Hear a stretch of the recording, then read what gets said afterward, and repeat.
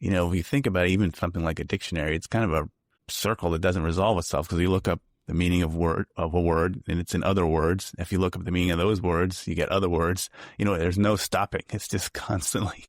So to break that somehow is where you get to this unspeakable level. You get to something beyond what those words can capture.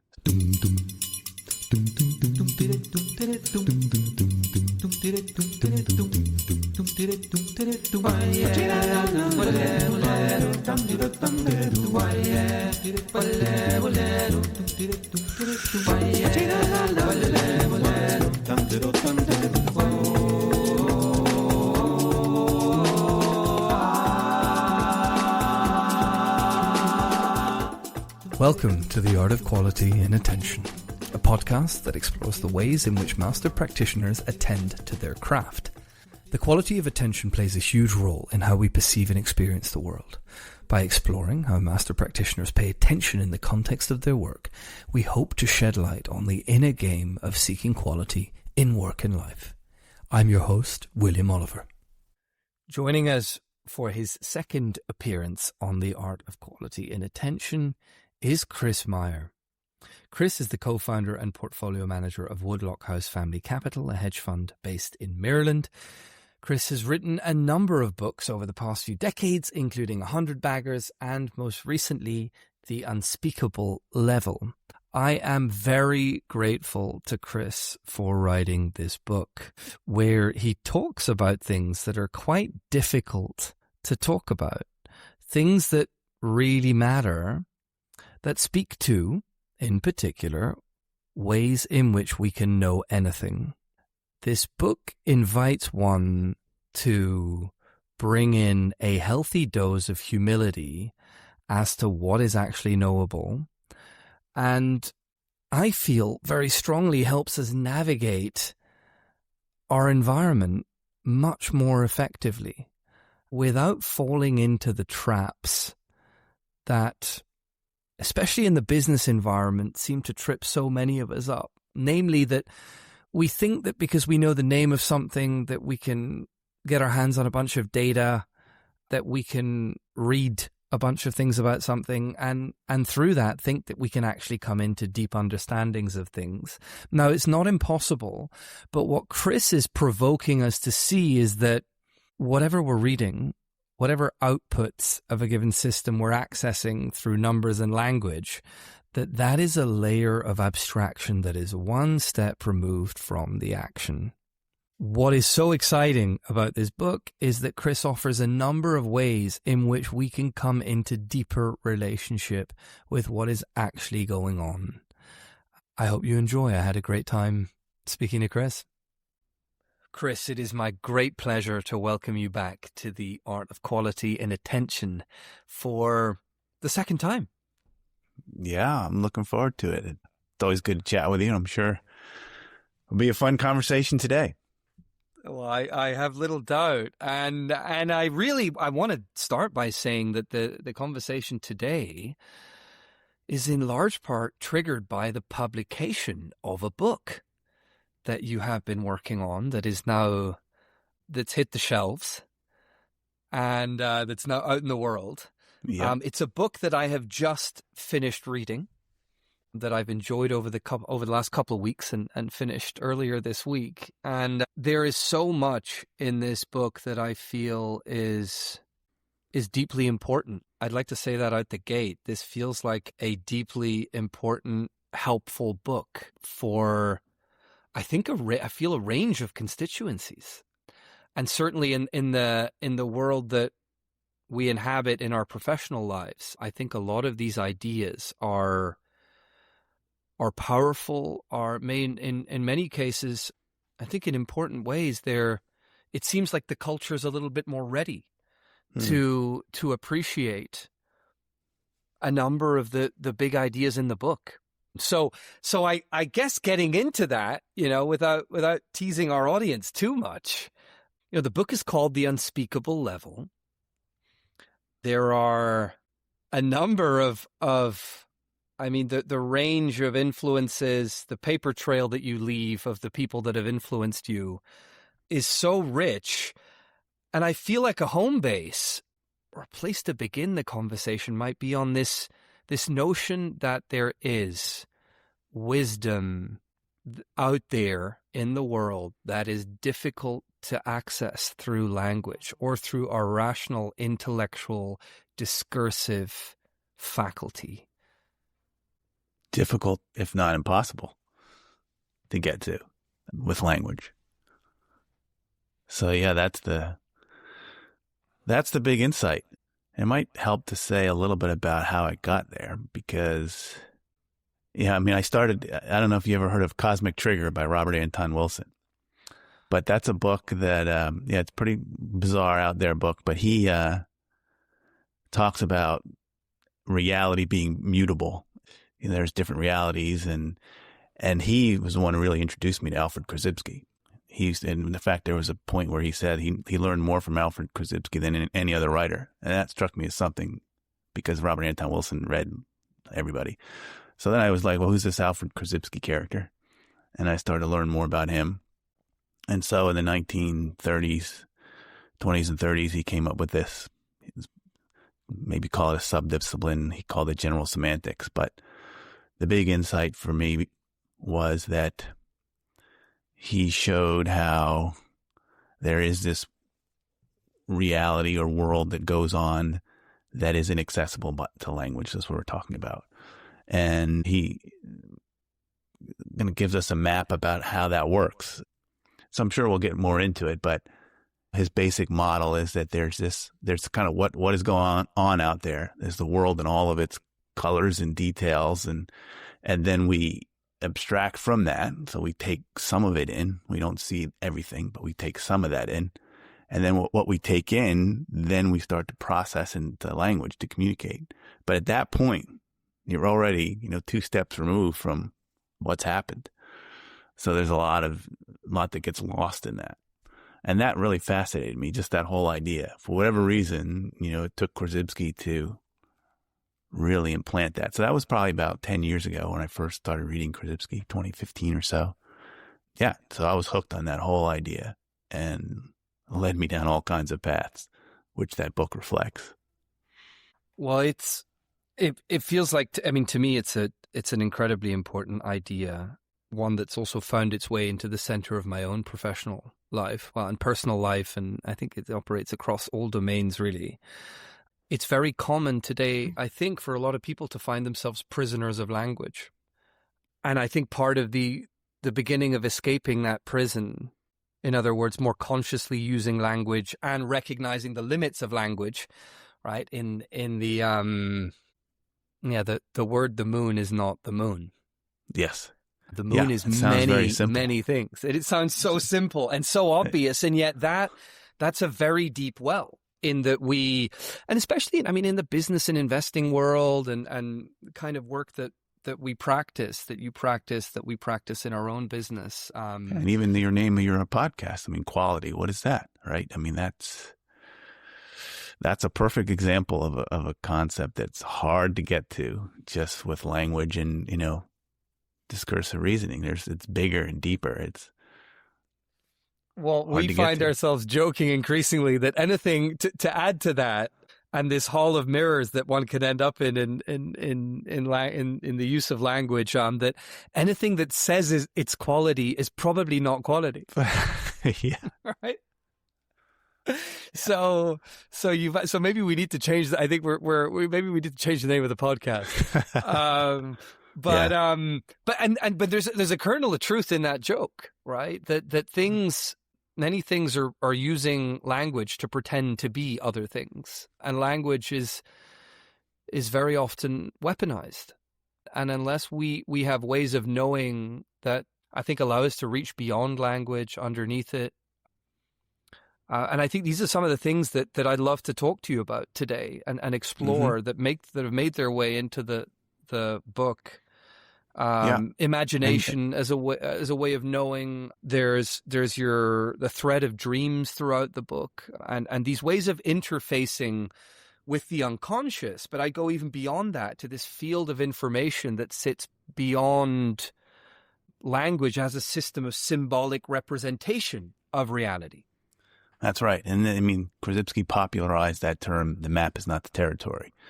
And there are different ways to say it. Alan Watts, I know he said the menu is not the meal, which is the same kind of example. And then I know there's famous art. I forget the artist, but there's one of a pipe and it says, this is not a pipe, or, it seems so simple and obvious, but to your point, we get trapped in that all the time. I mean, in our just regular business life and everyday life, we think we know what something is called, that we know what it is, or we mistake the name for the thing. And once you start to see that, you kind of see it everywhere, and you start trying to, hunger for something more than that. I mean, I see this stuff as a matter of existential concern in our day-to-day lives, is to come into relationship with the world in a way that is coherent, productive, fulfilling, enriching, where we can actually be of use to the web of, in business, the web of stakeholders we're all involved with. So Krzyzewski is a big part of this book, of course. The subtitle of the book is Krzyzewski's Razor and Other Ways of Revealing. Tell us more about this journey into general semantics and Krzyzewski and this razor. Yeah.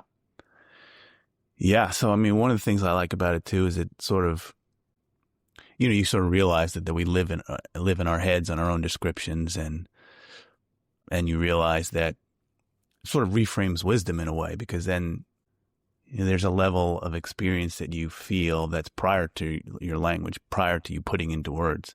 And so then it becomes something that's not necessarily something you describe right away, but something more you notice, like quality would be a good example of that. It's not necessarily something that may be hard to describe. It's something that you notice, that you see and detect.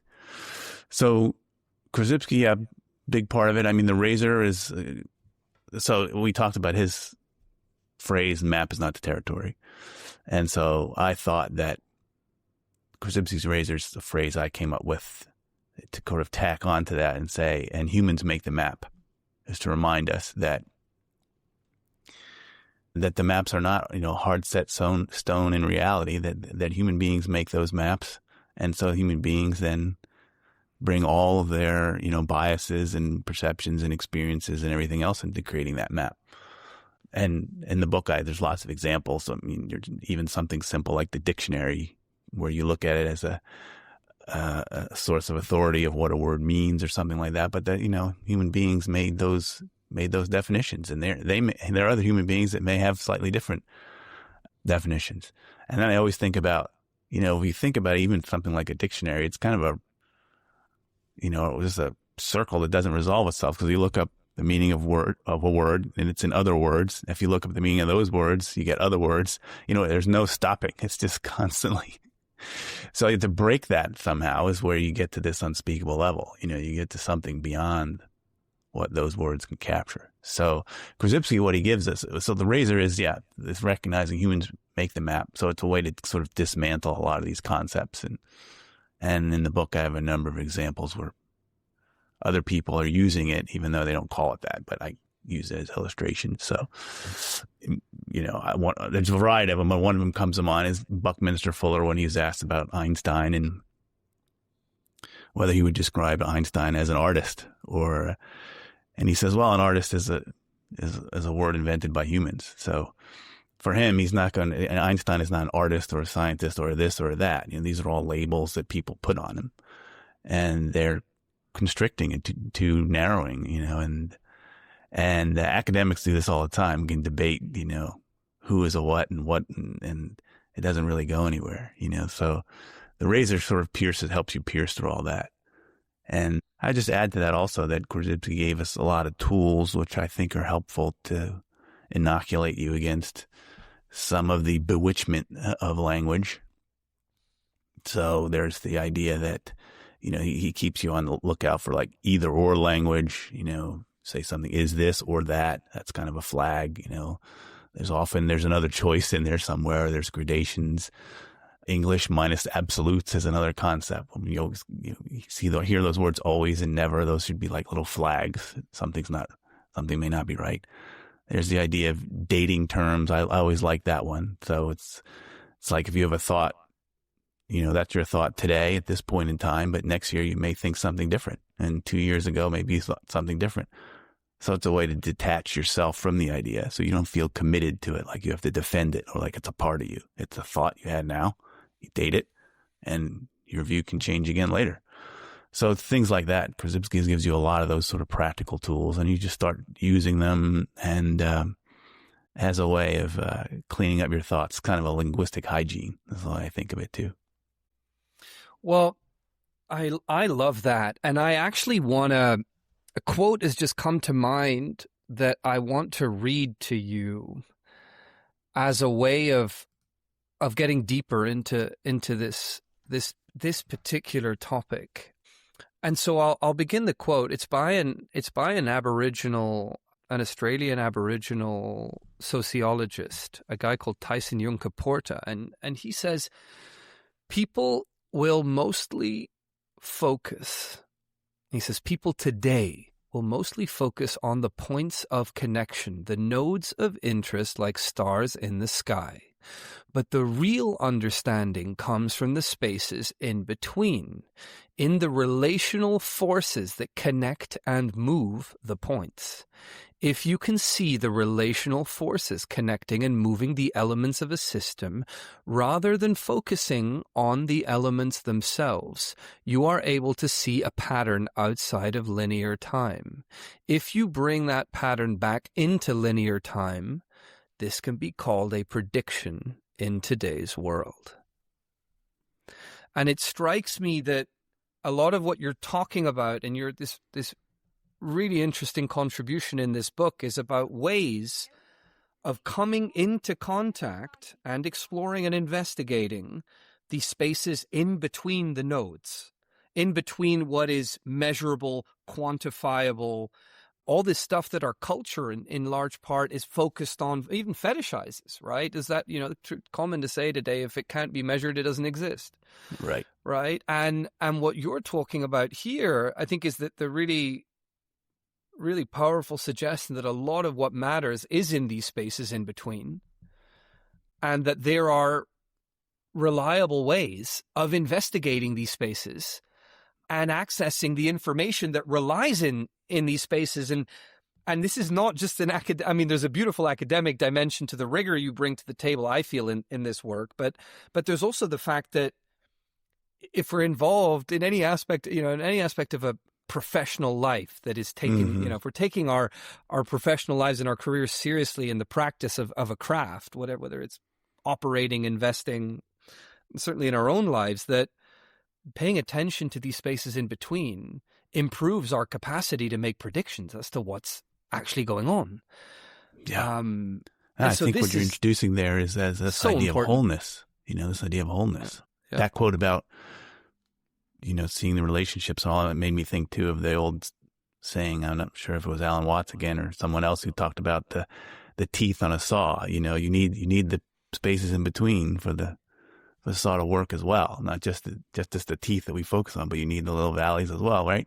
So if you start thinking of the world in that way, where everything is connected to everything else, which is another big theme of the book, and that I think is another consequence of getting behind the language and the discursive reasoning, as you start to see, okay, well, these things are much more connected. I mean, what does our language do? It divides things up. That's what it really helps us divide things up. We start talking about things if they're discrete entities and they're different and they're separate and apart. But they're really connected. I mean, like I say, everything is connected to everything else. Everything influences everything else. Everything is the way it is because everything else is the way it is.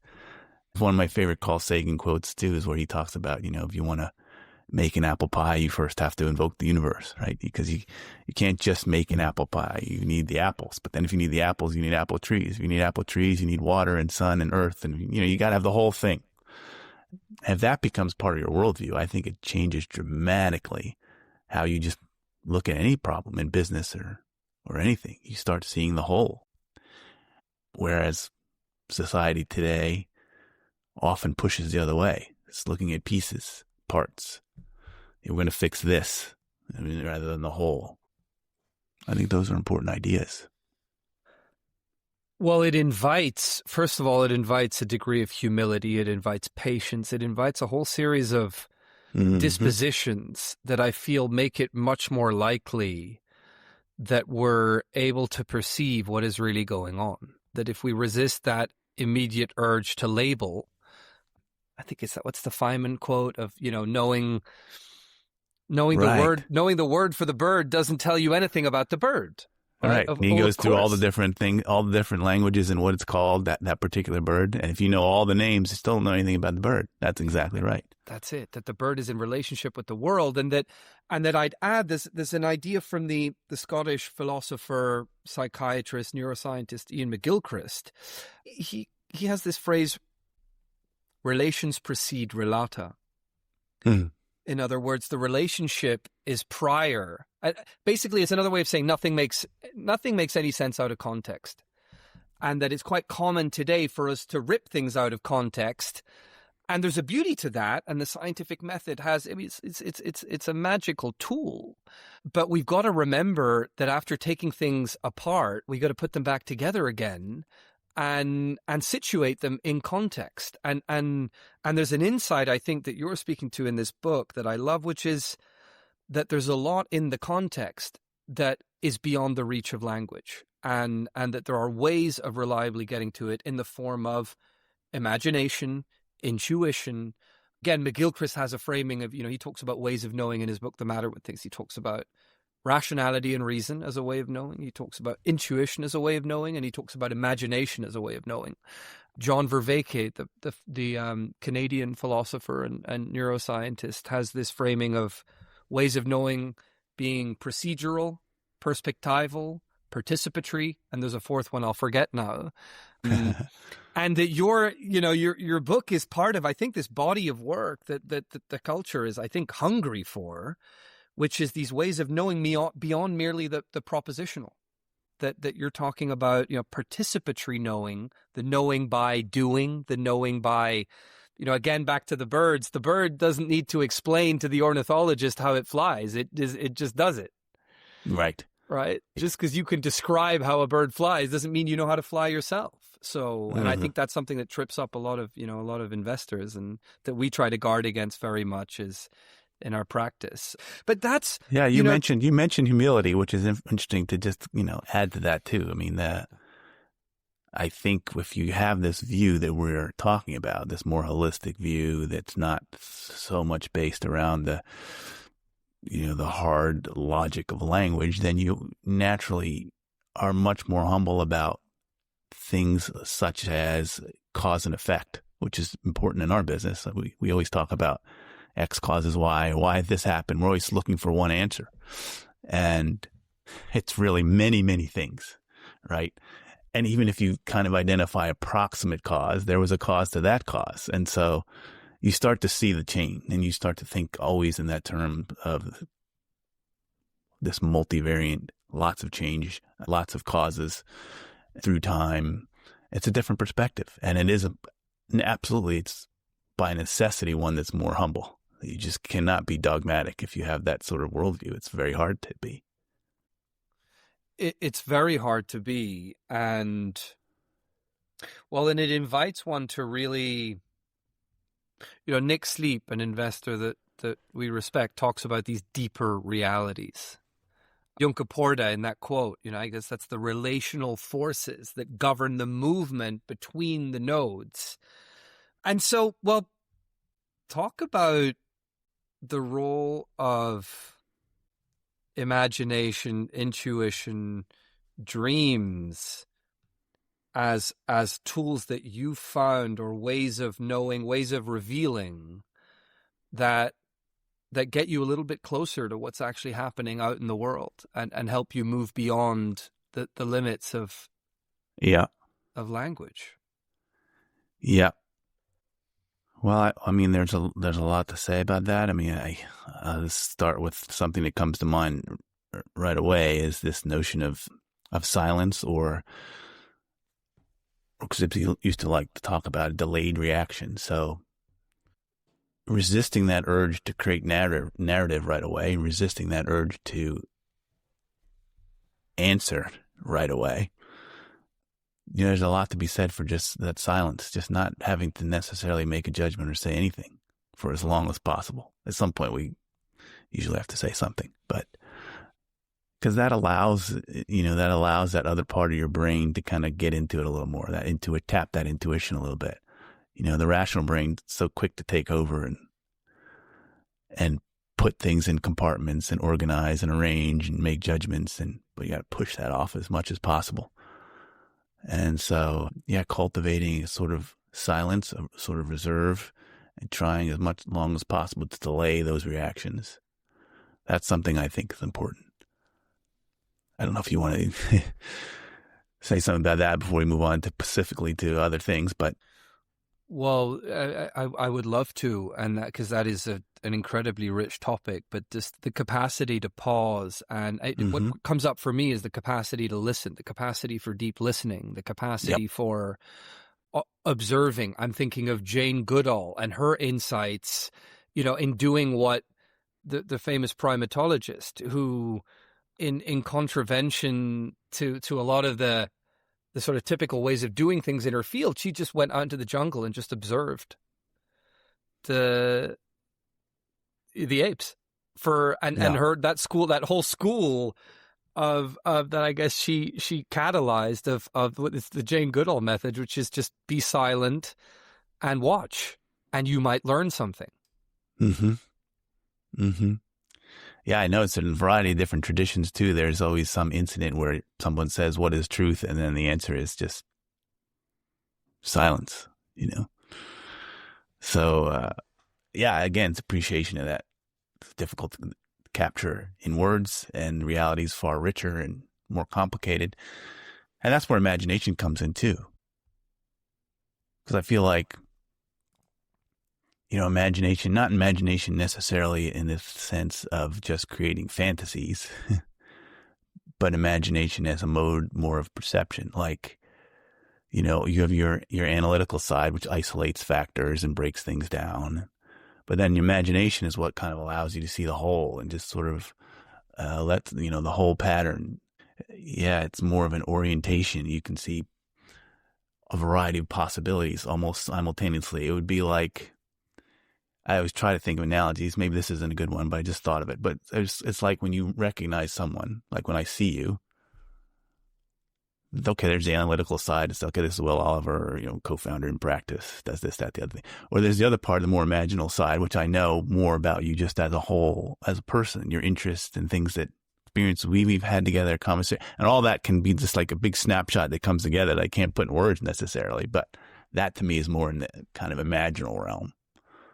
So I like to think of it as another way of perception, and that allowing that to take over, or at least cultivating that imagination, is another way, like you say, getting beyond just the language that we are so used to living every day in. Absolutely. And I'd say that people that are very gifted in the practices that you lay out in the book and that we're speaking about right now, they tend to be able to perceive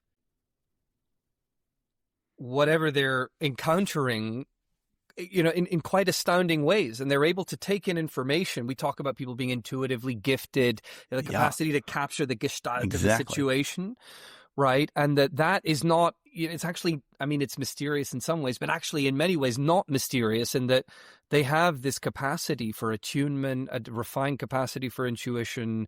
They've dealt with their own psychological projections in many ways. A lot of our encounters with the world are clouded with, oh, this is one of those. Oh, this is and we're running around with all these mental models, right? Which have some utility and are maybe interesting tools, but they're also, they really, as life goes by, I feel as the years go on, I'm increasingly skeptical of this school of thought that fetishizes these models.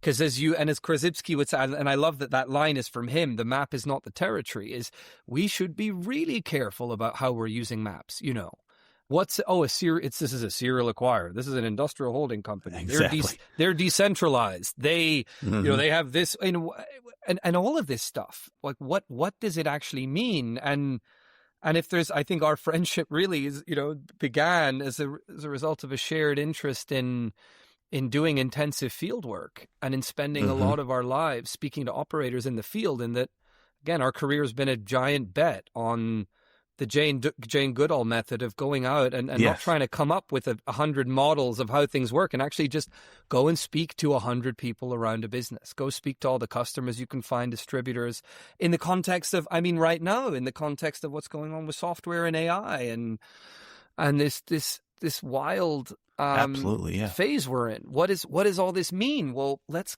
get out and speak to people.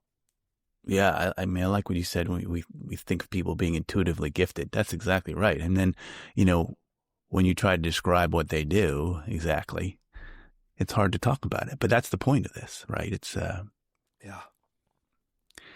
it is kind of intuitive and it's hard to talk about. So, it reminds me a little bit, like I've been reading this biography of Ludwig Wittgenstein, which I didn't mention him in the book. I knew of him, of course, and actually he was one of Krzyzewski's favorite philosophers. Krzyzewski would read the Tractatus, and his copy of it's marked up in lots of different ways. So we know he read it and liked it. And of course, Wittgenstein has the famous line where he says, what you can't speak of, you must be silent. So, but the way I write and stuff, I don't like to just quote people. And, I've never really read much of Wittgenstein, so I didn't put any in the book. It's something that I wanted to get to. And so I'm getting to it now, and I'm finding, wow, there's a lot of stuff in here that's very applicable to what we're doing. And there's some funny things that reminds me that when he first came out with the Tractatus, and, people were struggling to understand it. And in the end, he has that line about not, what you can't speak, not speaking of what you don't know. And Russell had a funny criticism where he says, well, after all, he does manage to say quite a bit about what's unspeakable. And sometimes I was thinking of that, like, my book too is the irony of that, of course, or even this conversation. And we're managing to say a lot about what we can't say. I mean, the whole enterprise is absurd on some level, right? It's, yeah. that line from the Tao is, I'm reminded, he who knows doesn't speak, and he who speaks doesn't know. That's right. Right. There's also other funny things that did remind me also when, because Wittgenstein only published one thing during his lifetime, was one book, the Tractatus, and all this other stuff that came out after he died, because he could never really seem to finish. And he liked this quote from Schopenhauer, which basically said, that a finished work of philosophy is a contradiction in terms. It's like, this never ends, right? And even when I was writing this book, I knew there's a lot more I could say. Like, there's sections about the Platonic tradition, which I just gave a couple pages to, and I knew there's a lot more I could say there. Or about tarot, there's only like a few pages. That's a lot more I could have said. But at some point, right, you have to say, okay, it's time to release this into the world, and you keep working on it in the background and adding to it. But I love that. And the other last thing I'll say about that too, thinking of Schopenhauer, is in his book, Will and Representation, The World as Will and Representation, there's a part where he says, I think in the introduction, where he's saying, you can't really understand chapter 1 until you get to chapter 4, let's say, or whatever. You can't really understand chapter 4, though, until you read chapter 1. So there's this idea that, the knowledge sort of folds on itself. It's not sequential and linear either. So I feel like what we're talking about is like that. It's not like there's step A, B, and C. It's like a circle. It all kind of folds on itself. When we talk about imagination and silence and these other tools, they all just kind of keep folding back on each other. I think that's important to remember too. It's not itself a linear progression that you just follow and then, okay, you're there. It's a constant, touching back with that reality, going ahead with trying to say something about it, folding back. It keeps going. It's a process. Well, that word that you've just mentioned, process, it feels like this is a way of being in the world that is much more attuned to the reality. I think that life is a process, and that, I mean, there's so many things you've just said that resonate deeply for me, but this sense that when you take reality as process seriously, I think it allows one to also hold everything a lot more lightly. Mm-hmm. And that seems to be with more humility. And with that comes, I think, a much greater capacity to take in new information. And not just the capacity. Certainly a different way to filter it too, right? I mean, when I feel like having this worldview, there's a lot more filtering going on. I just don't pay attention to, it's easier not pay attention to the daily news, just a lot that before I would take in, you feel like that's what you got to do. We talked a little bit about, but before we started, which about, getting to the next level sort of. And that's, kind of part of that filtering process, right? You're trying to, you had a way of saying it now. I can't remember exactly, but it was a way of, rising above or getting past just the everyday chatter of it. I don't know if that makes any sense, but. I mean, it feels like it does. And I think it's also so interesting. I think that the culture is just so much more, I mean, certainly I think we've been speaking about this for years, but what is the capacity to practice discernment? Mm-hmm.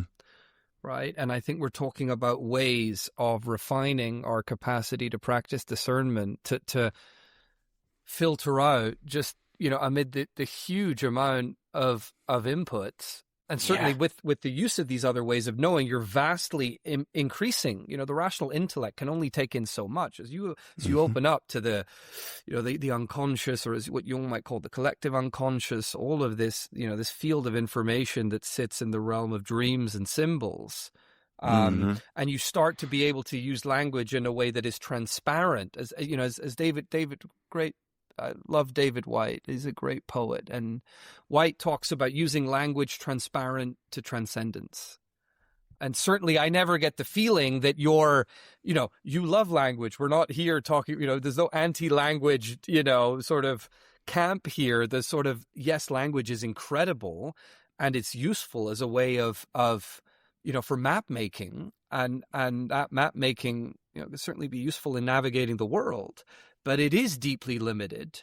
And it's the way we pass on wisdom across time, right? That's the key thing Korzybski used to emphasize too, this idea of human beings as time binders. We can pass on these recipes that we have across many generations. So we can read, Plato and Darwin and Einstein and other people. And so, that's important. And I think, I was careful too to end the book.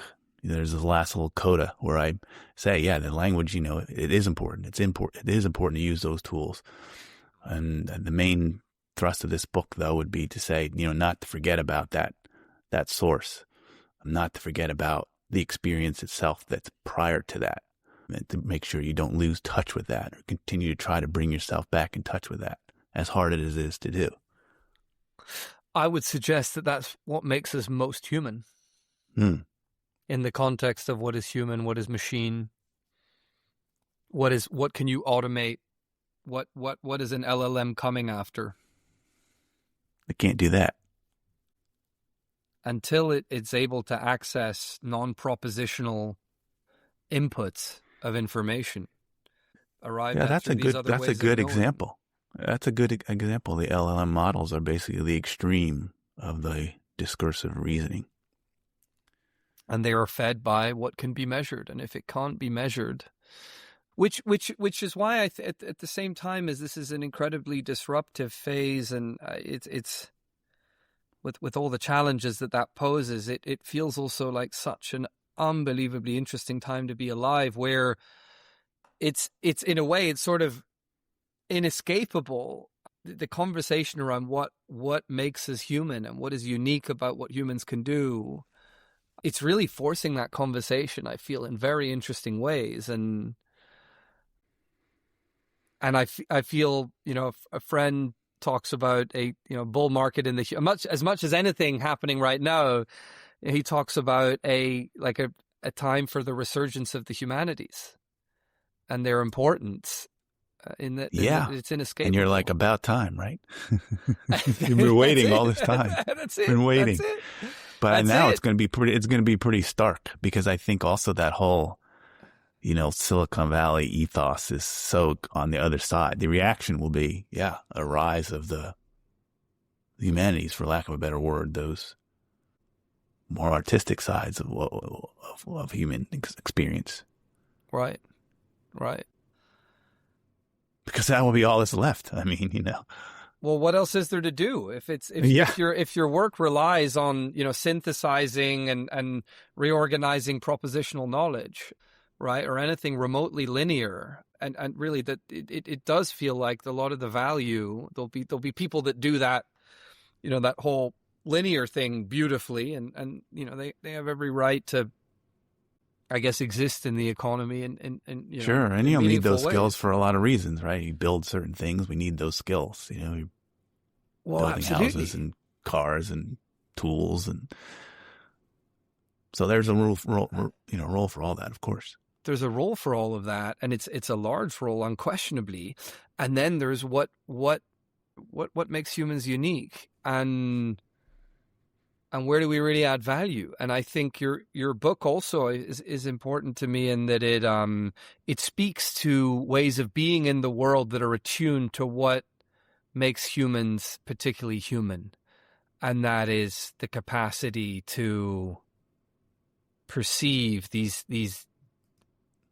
It's to act in greater relational coherence with the world, it feels like to me. Yeah, that reminds me, there was something you mentioned earlier that I think was very important, which is that the sort of wisdom that we're talking about is not necessarily something you can state, but it's something you participate in. That was the word used, and I think that's important. It's that you live it. And, we have this interest in Hermetic philosophy and the Renaissance era stuff. And I mean, that was a basic part of their understanding. It was, you orient yourself to the cosmos, so to speak. And that was wisdom. It wasn't any good just to know it. Even if you could state it, you have to bring it to life in your own existence. Well, this brings us to the part of your book that's devoted to the Hermetic tradition. Yeah. Which I'm equally excited to talk about, as this tradition is very alive in my own life, and we've had years of conversations about this, call it a Western esoteric tradition. Right. That also, I feel, in business communities, I found actually, I'm meeting more and more people that are really find a lot of value in these ideas in my professional life. And I feel that is because, I wonder what you make about this, that there's such a deeply practical element to this lineage of thinking and being in the world. Yeah, I mean, we talked a little bit about before we started recording that, I think I mentioned to you that, I got into this just not as a lark per se, but it was more of like a hobby interest. It was something that was just so different than everything else. It was not finance. It was not business. It was this cool, old, Renaissance era stuff, and had all this art that I loved. And, it was just something I thought I could just do as a diversion, and I would be studying it and be like, know all this esoteric stuff. But then, you get into it, you're like, wow, this is everything. This is the key. And a lot of what we've been talking about is big in Hermetic philosophy, which is particularly how they think about symbols and images. I mean, a lot of that is to get yourself out of that headspace of being so logical and putting things in words and trying to understand something more on another level, like an image, and their images, as could be very complex. It could have a lot going on in an old Hermetic image or an alchemical image or emblem, and it embodies a lot of ideas and feelings. And so, yeah, that's another way to sort of helps you tap into that realm that's before language. I found it deeply helpful, and I found, there's a book that you actually recommended to me by a Dutch academic called Wouter Hanegraaff. And he traces, I think in a academically pretty rigorous way, he traces the lineage of this thinking, and well, this Greek god who has his some form of inflection in ancient Egypt in the form of the Egyptian god Thoth, a bringer of language, a trickster deity that makes his way into Greece as Hermes, into Rome and the Roman world as Mercury, and then seems to show up in this alchemical tradition that was very, chemical tradition, Neoplatonic tradition, shows up in alchemy. The Rosicrucians, it's all kinds of stuff. I mean, so right, and so this there's some thread, really. It seems to me at the heart of Western civilization that this God is a meaningful part of, and I do, not to lose people. I mean, I guess we're getting, I'm sure this doesn't feel too far out to me, but there is, this question of gods and deities and what is all that stuff. And I think just to bring it back to this practice of symbolic and archetypal meditation, maybe that's something that is more relatable. There's this practice, a long strand of, contemplation alive in Western culture, a contemplative tradition that you find in a number of forms. And this practice of combining contemplation with symbols can be an incredibly powerful way to expand your sense of awareness and to expand the input of information into your field. Yeah. Yeah. I mean, I think that's it. Yeah. I love that book because, it traces it more authentic. Like a lot of the other research that has been done on it overlays a Greek view or a certain view, and he tried to really uncover it for what it really was. And not to get too strange about it, but it seems like it was a spirituality. It was a way of viewing the world. But I also think, to tie it back to what we've talked about, a big part of that was to bring back this cognition that's not so tied up in words. There's a lot of references to things that are symbolic, that are unsayable, and that have to be sort of won by almost some process of initiation. You learn. And so, I mean, we don't know a lot of, some of this stuff has been lost over time. We don't know exactly what they did, but I mean, I think you said it is basically kind of meditate on these images, different images, and again, tying back to that silence and letting them kind of speak to you, try to reach that intuitive side, Activate the imagination. Activate the imagination. Yeah. I found personally that all manner of information starts flowing in. Mm-hmm. And you start bringing in a degree of cognitive flexibility, a degree of, a remembering of the provisional nature of one's opinions, of the limited, incredibly limited. That's an important part of it, to kind of get to your own ego out of the way. I mean, that's the other problem is for a lot of people, you're so rooted in defending certain opinions, especially in the investment world. You take a thesis on something, you've done a lot of work on it, you're invested in it. It's hard to get out of that, and this is one way to kind of push that self aside and take a more holistic view. Try. Yeah. I mean, we were saying earlier, there's this just an openness to new information.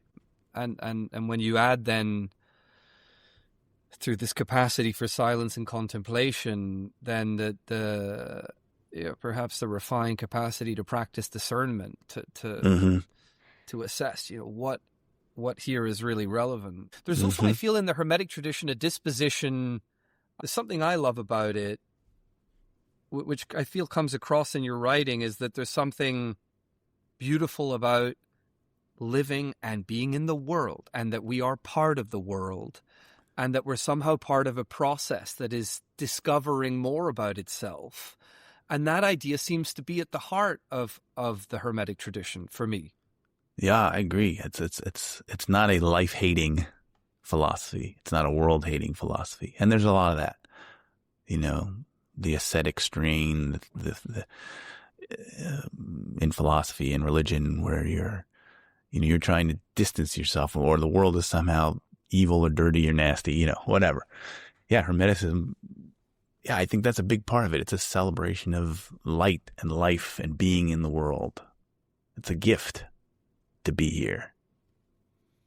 It's a gift. In contrast as well to another, view that you find a lot is the world is just a sort of mindless mechanism, right? And I feel Mysticism teaches you the cosmos is alive. Everything is alive.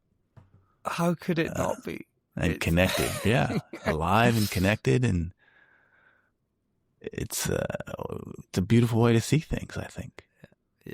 Yeah, it is. It's certainly, I think, a much richer. It allows for a much richer experience of relationality in the world, to see yourself as a participant in this unfolding process and not as really something outside of it. Well, I feel like it's the capacity to be able to hold multiple perspectives and see yourself as part of a process, to witness yourself. I think in the Hermetic tradition, this capacity for self-observation feels really important, that faculty. And it does come up in the book that I did want to touch on of, what is the I? I love that you bring in, these are difficult topics to approach. The nature of self, what is ego, what is me, what is the world, where do I begin, where do I end, where does the world begin? And I feel like you playfully touch on a lot of this. And within this Western esoteric tradition, there's a lot of rich material pointing to the value of cultivating this capacity to witness, to observe yourself as a distinct entity that is at the same time part of the world and part of this process. Yeah, because if you say, everything's connected and you're one with everything, it can sound mystical. It sounds a little woo-woo to people. But, this is a more rational way into it, too. You could say, hey, think about, just like you just said, where do you begin really, and where do you end, and where does the world begin? It's when you really think about it, it's not so easy to draw that line. I mean, again, if you're a physical self, okay, well then you need a place to stand, you need air to breathe, you need food, and you had to have parents, your parents had to have parents, and so then all of a sudden you're part of something that's been around a long time. I don't know how you cannot, even using just the rational side of your brain, I don't know how you cannot really come to that conclusion that you are interwoven with everything else. And that connectedness is very deep and old. And from that, it's a small step to just see how everything else is connected to everything else, and how that, changes your view and changes how you think about yourself. Then suddenly the I, maybe it's not totally arbitrary, but it's not such a well-defined thing. Well, it becomes transparent to a web of relationality that I feel like, many of the great businesses that you and you've exposed me to a number of businesses over the years, and we've tended to study or look for similar patterns. And there is something in business here that is, that businesses that Peter Kaufman would call it multi-party win-win. Right? Mm-hmm. Businesses that are oriented towards the flourishing of their ecosystems tend to last longer. Yeah. Yeah. There's that book on 100-year-old companies. And it makes this point as well. You find, when you study these companies that have been around a long time, they have tend to have long-lasting relationships with suppliers, vendors. They have long-lasting relationships with customers, with employees. There's tenure. I mean, so everything sort of, it's part of the fabric of everything.